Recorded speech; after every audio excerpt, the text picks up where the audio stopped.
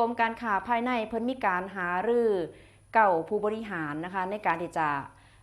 บริหารเรื่องของการอุปโภคบริโภครับมือกับวิกฤตตะวันออกกลางกระทบเรื่องของต้นทุนบรรจุภัณฑ์เตรียมที่จะยกระดับเรื่องของกฎหมายคุ้มเข้มสินค้าจำเป็นหากว่าสถานการณ์ยืดเยื้อค่ะโดยนายวิทยากรมณีเนตรรองอธิบดีกรมการค้าภายใน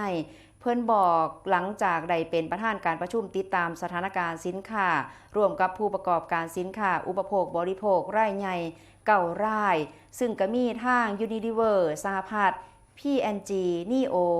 โอโซสภา BJC F&M Nestle และก็ Dutch Mill มีการประเมินผลกระทบที่ส่งผลต่อวัตถุดิบเกี่ยวเนื่องกับน้ำมันดิบและก็การขนส่งสินค้าซึ่งผู้ประกอบการทั้ง9 รายเพิ่นก็ได้ยืนยันว่าปัจจุบันสต็อกสินค้ายังคงมีเพียงพอต่อการบริโภคและก็สามารถที่จะตึงราคาสินค้าออกไปได้อย่างน้อยฮอดเดือนเมษายนโดยทางกระทรวงพาณิชย์ได้เร่งดำเนินการประสานหน่วยงานที่เกี่ยวข้อง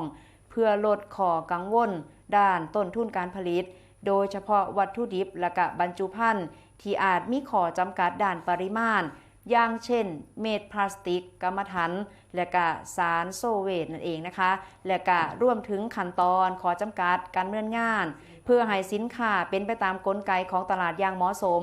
โดยกรมการค้าภายในเตรียมที่จะยกระดับปริมาตรการควบคุมสินค้าจำเป็น6 รายการนั่นก็คือกระดาษชำระและก็กระดาษเช็ดหน้าแชมพูผงซักฟอกและก็น้ำยาซักฟอกผลิตภัณฑ์ล้างจานผ้าอนามัยและก็สบู่โดยได้สั่งการให้ใส่กฎหมายมาตราสร้างตวงวัดเข้าตรวจสอบปริมาณบรรจุแก๊สหุงต้มตามโรงบรรจุและก็ร้านค้าปลีกอย่างเคร่งครัดพร้อมทั้งพิจารณาปรับปรุงแก้ไขกฎหมายคลังสินค้าไส้โล่และก็ห้องเย็นพร้อมกับควบคุมคลังที่เก็บสินค้าของเจ้าของเองโดยกำหนดให้ผู้ประกอบการต้องแจ้งข้อมูลสินค้าที่เก็บในคลังเพื่อให้เจ้าหน้าที่สามารถตรวจสอบและก็ป้องกันการกักตุนการเก็งกำไรตลอดจนทราบปริมาณสินค้าที่แท้จริงในระบบเพื่อที่จะเอานำมาบริหารจัดการให้เกิดความเหมาะสมเพียงพอต่อความต้องการของประชาชนหากว่าประชาชนพบเห็นการกักตุนสินค้าหรือว่าฉวยโอกาสขึ้นราคา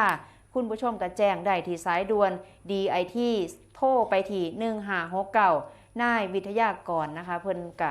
ได้บอกไว้ค่ะคุณผู้ชมค่ะผู้ใดที่ไปเติมน้ำมันบางที่อาจจะเห็นรถคันทั้งหน้าเนี่ยเติมเกินปริมาณอาจจะเอาถังเอาแกลลอนอีหยังเอามาสิก็ต้องเพื่อแพรมูน้ำแหน่เพราะว่าเติมในส่วนที่จำเป็นก่อนนะคะคุณผู้ชมคะเพราะว่าสิได้ใส่ในปริมาณที่ทั่วถึงนั่นเองค่ะ